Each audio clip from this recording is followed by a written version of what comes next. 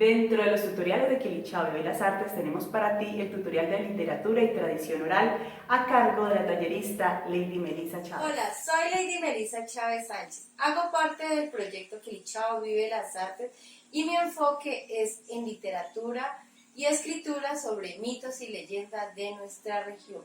A continuación te voy a hablar lo que es el mito. El mito es un relato tradicional que se refiere a unos acontecimientos y son protagonizados por seres sobrenaturales. Los mitos forman parte del sistema de creencias de una cultura y de una comunidad, donde son considerados como historias verdaderas. Al conjunto de los mitos de una cultura se le denomina mitología. Se trata de explicar el origen de la vida de acuerdo a su cultura, tales como los dioses, semidioses, héroes, monstruos o personajes fantásticos de una cultura. Explicación de un hecho o un fenómeno. Características del mito. El mito es una historia sagrada que narra acontecimientos sucedidos durante un tiempo primogenio en el que el mundo no tenía aún su forma actual. Consta de 3 grandes características. La primera se trata de una pregunta existencial referente a la creación de la tierra, la muerte, el nacimiento y similares.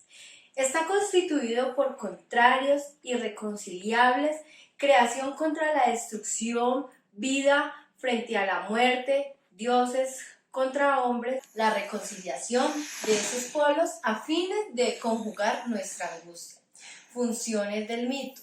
Los mitos son múltiples, ya que es parte de una cultura. Se pueden aceptar 3 funciones esenciales: la explicativa, la del significado y la pragmática.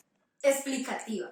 Se refiere a que los mitos explican, justifican o desarrollan el origen, la razón de ser y causa de algún aspecto de la vida social o individual. Ejemplo, el Génesis habla sobre el nacimiento de la mujer de la costilla del hombre. A continuación seguimos con lo que se refiere al significado. El significado se refiere a que los mitos no solo son historias que brindan explicaciones o justificaciones políticas, también otorgan un consuelo objetivo de vida o calma a los individuos.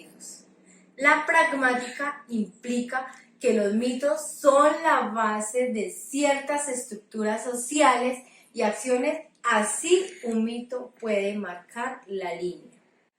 La leyenda es un relato que se transmite por tradición oral, el cual combina elementos reales con elementos imaginarios o maravillosos enmarcados en un contexto geográfico o histórico concreto.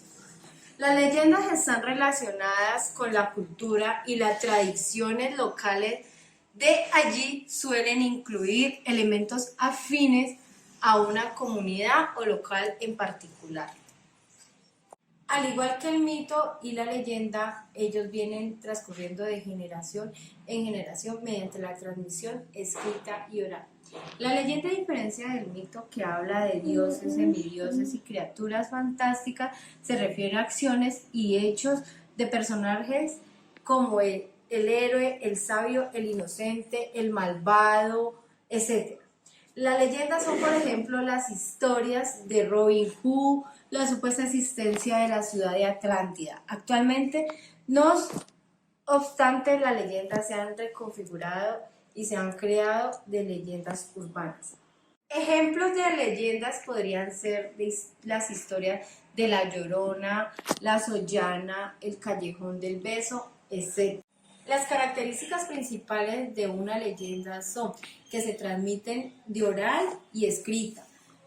Tiene un componente de realidad, suelen tener un componente fantástico y sus personajes son representaciones de arquetipos. Elementos de una leyenda. Para narrar una leyenda se requieren personajes, un argumento que describa la situación de forma general, la trama que indique el orden y del argumento un contexto o referencia espacio-temporal y un narrador que nos cuente lo que sucede.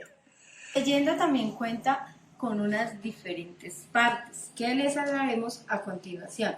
Los elementos de una leyenda se organizan en una estructura compuesta por un inicio, un nudo o un conflicto y una resolución. A continuación te explicaremos cada una de ellas.